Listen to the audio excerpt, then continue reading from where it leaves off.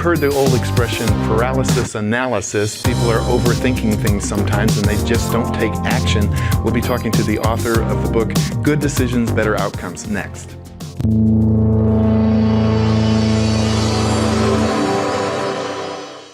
Many are predicting that the worst is yet to come, which is unfortunate, said one person here.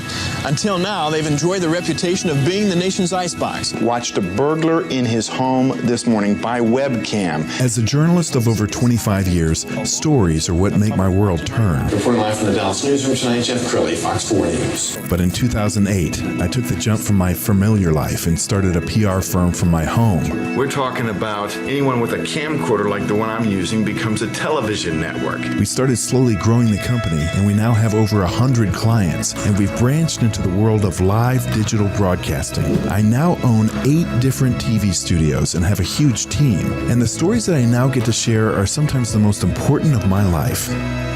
Life has a funny way of coming around full circle. This is The Jeff Crilley Show. Did you realize we make 35,000 different decisions every single day? And when COVID hit, some companies were faced with some massive decisions.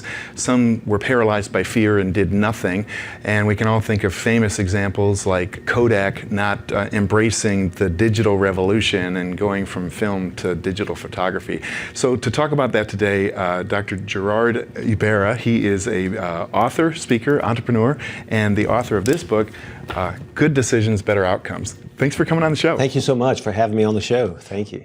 Tell us about your background, because you graduated Ph.D. from SMU. That's right. So my undergrad is in electrical engineering. Then I went further and got my master's and Ph.D. in systems engineering.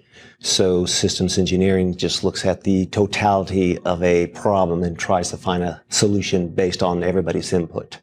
And how long have you been fascinated or thinking about this book? My gosh, that's a great question. So in the mid-90s, my professor kind of outlined this framework, and I said to myself, everybody has to be doing this.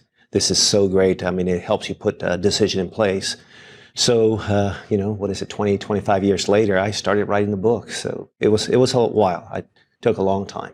And you talk about a 5-step process. Can you take us through the 5 steps? Yes. So real briefly, the first part is understanding your trifecta influencers, which is your needs, wants, and emotions. These are things that you use to make decisions.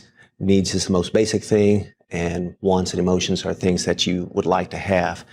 Then the second part is what I call the 3-tier philosophy, and that's systems 2 thinking, systems thinking, and long-term thinking. And those are the things that I say you put together to help you make better decisions. It's kind of the building of the framework.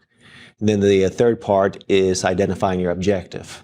Okay, so if my objective is to purchase a vehicle or move the company, go through this process to make sure that is exactly what you want to do. Sometimes you may be clouded by marketing or sales or other things that are being advertised to you to say this is what you need to do. And then the last 2 parts is really where it gets down to the nitty-gritties, which is identifying your list. And I have something that's called the P2 mode, and that's the mark of my book.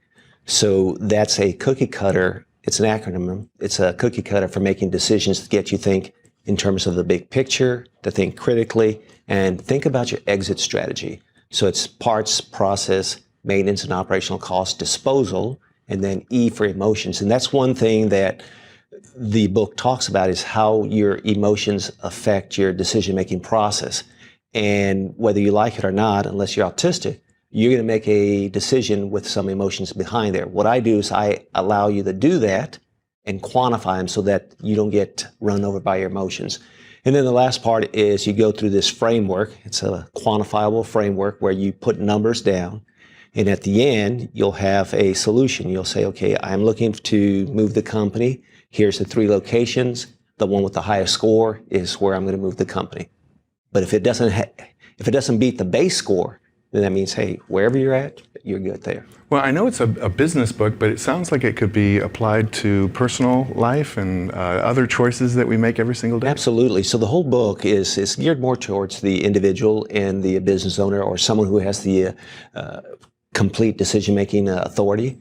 But in the book, I talk about a vehicle or a house purchase. I have two characters that go through and kind of walk you through that. So yeah, for personal decisions, I used it when I purchased a vehicle, when I purchased my other vehicle to get into the entrepreneur world. So yes, for personal decisions, absolutely. Okay, you have a robust speaking career. Tell us more about it and who you like to speak to.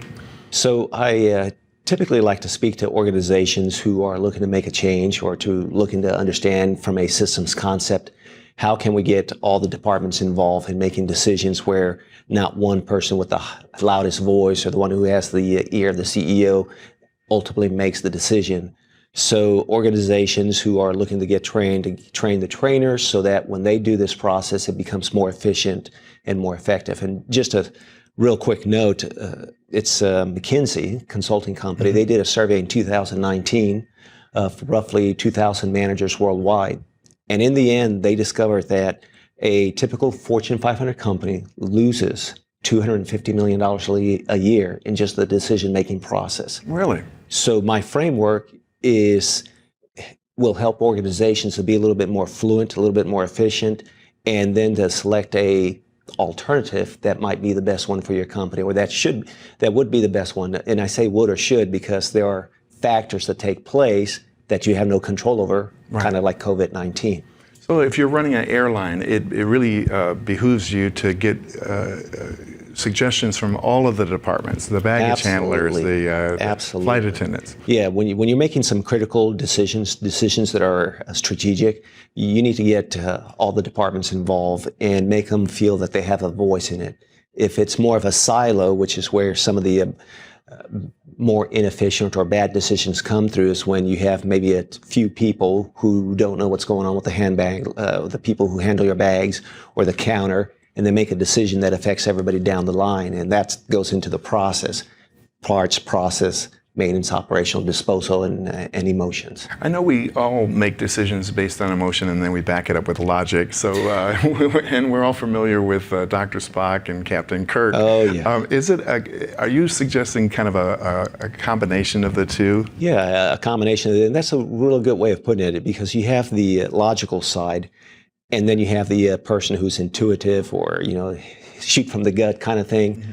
But those are also important to you, because shooting from the gut is really things that you've learned over your life that comes to your mind almost immediately. So when you put both worlds together, you're given permission to use your gut and use your emotions to make a decision that's best for the overall company. And I know you're also a fabulous consultant. What kind of companies do you like to work with? Are they small, medium, large? So pretty much any small company with 10 or more employees who wants to get training. And yes, absolutely large corporations. What I like to do in cases with large corporations is go in and train the trainers, and then maybe get behind one or two projects with them where I act as a consultant, helping them go through the process, be a lifeboat, not a lifeboat, but a life jacket for them. Yeah, so any organization who's looking to advance their training and to make more efficient and effective decisions. And sometimes bringing in an outsider with a fresh pair of eyes can really help, especially if the CEO's been kind of going over and over the same thing for years.